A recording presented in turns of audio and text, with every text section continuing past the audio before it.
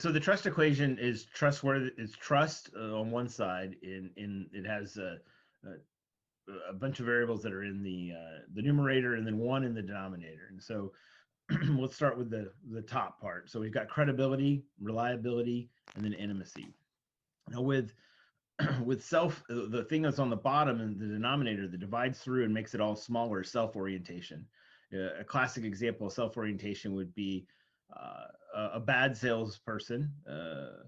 For example, a used car salesman, that sort of negative connotation of sales, which I think is, I think we're in a new era where that doesn't work very well. I think that there's good sales is referenceable sales that goes on, right? That you can come back to again and again and keep working with. Yep. But there are salesmen and women who might choose to take a approach where they're focused on themselves. Perhaps, hey, I'm gonna sell you what's gonna get me the best attainment this month or this quarter, and I'm not gonna worry about what's best for you. So that self-orientation, I think, comes across, and I think that's where the caring is.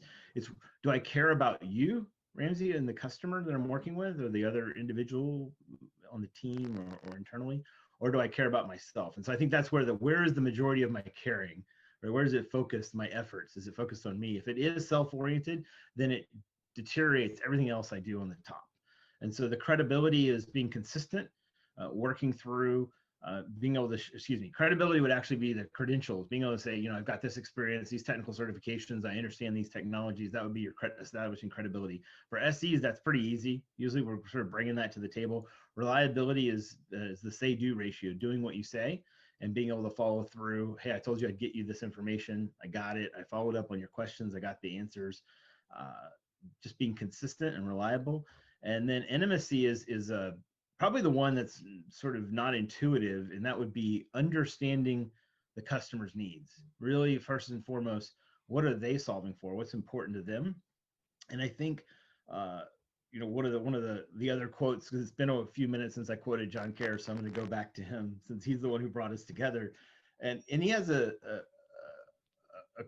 nice saying that I enjoy that is around why customers buy. Customers don't buy from those with the best technologies or the lowest prices. They buy from those who understand them the best.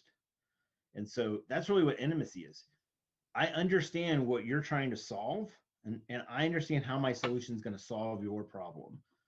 And being able to understand their problem and then articulate that back is the difference between your competitor and you more times than you might realize. And that might be understanding the political purchasing process within the organization and what they're trying to solve. It might be understanding technical details, or it might be understanding timelines or risks. But you're trying to reduce those risks. And so understanding those risks appropriately and then being able to map them back to your solution, that's really, to me, what intimacy is. And that's really where I think the sales engineer shines, and being able to figure that out.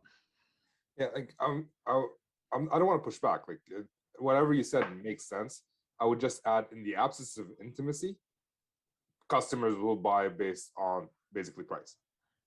If you haven't figured out what their actual problem is, and if you and the customer and the competitors provided the same solution for the same problems that were just the low-hanging fruits, that's when, I guess, the pricing comes in.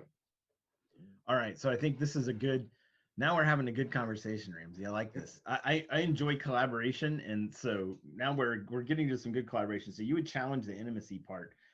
I'm not challenging the intimacy part. I'm saying if it's missing, that's when, like, right. We all say don't sell on price, right? We all talk about don't sell on price, sell on value, and all that. Value doesn't come, like, we have to understand. We have to be intimate with our customers and understand what the hell they need. I don't know why I said the hell right now, in order to provide value. Otherwise, it's agreed. Whatever the customer told us. I think you uncovered another part of it. I would agree with what you're saying. If you're selling a commodity, yep, it's not differentiated from anything else. Then, so I would say you're not doing your job as a sales engineer. Okay. Yes. But I understand how you can get thrown in that bucket sometimes. An RFP might throw you in that bucket and try to normalize you with everyone else. And so your job is to separate yourself from, and that's sort of the challenge. I think the RFP, as I mentioned, is actually a good that's what you're missing is intimacy usually in an RFP process, for example. You're missing the ability to understand. You've got to break through that somehow. You've got to sort of break through the process and get to the other side and understand what's really going on with whatever contacts you have to show the value. So I would agree with you that value, to really show value, you've got to have that intimacy. So if you don't have it, then now you're looking at price versus sort of Yeah. differentiating yourself. I mean, I can give you this example. I work with the same customers over and over, right? It's not like new customers. And when you work, sometimes you fall into that trap where you're working with the same customers. They're just going to ask you for things. They're going to ask you for more licenses for whatever, like, or let's say you're selling computers, laptops for customers. They're just going to ask you for more laptops every time they have a new customer come in, but a new employee come in. But at some point, they might say like, oh, wait, these guys are not providing us any additional value. We can just go, instead of buying from HP, you can buy from Lenovo, right? It's an easy move whenever they need to refresh. And as sales engineers, sometimes we fall into the trap. Well, they're just buying. I'll just support them with whatever questions they have. And it took me a while to get over that, where trying to understand, like, why are they buying from us? And if they were to move, why would they move? And once I figured that out, I figured out they need specific things. That's what I started focusing on when I'm supporting them, highlighting these areas. These are the value that we provide to you. And that all came from intimacy. Right? The intimacy is also it's listening. If I can think of a couple of analogies, one that comes to mind, if I were to walk into a doctor's office with some type of ailment, and within 60 seconds they say, here's your prescription, that's what you need to do, and they hadn't even heard all my symptoms or my personal situation, maybe at least 2 minutes or 3 minutes, right? Then do I trust them? They might be right. They might actually just know, hey, you've got allergies, or you've got this. I know what this is. I've seen 20 of these this week. But to you as the individual, you think, do they really understand what my problem is?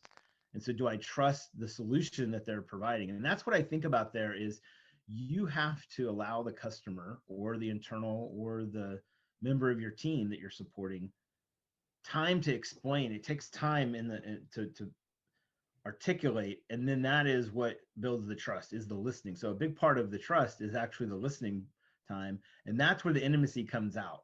Now the problem is with customers, they're busy, as is everyone else, but the customer is going to look at that and say, why am I going to be on the phone with you? So you've got to bring value to that conversation. You've got to bring additional information and context that they weren't expecting, that makes them think, you know what, this is a value to me in my business. I'm going to stay on and listen to some of this, understand, and then and only then, I think that's when you're able to sort of start to pull out more, by asking. Sometimes it's asking good questions, sometimes it's giving good information. But if you show those either value by the good questions or value by providing additional information they weren't aware of, and capabilities and technology, then hopefully, ideally, at some point, you get to unravel a little thread, and you get to pull on that intimacy. And if you just know that you don't have it yet, then you got to look for opportunities to try to pull on that thread and solve that.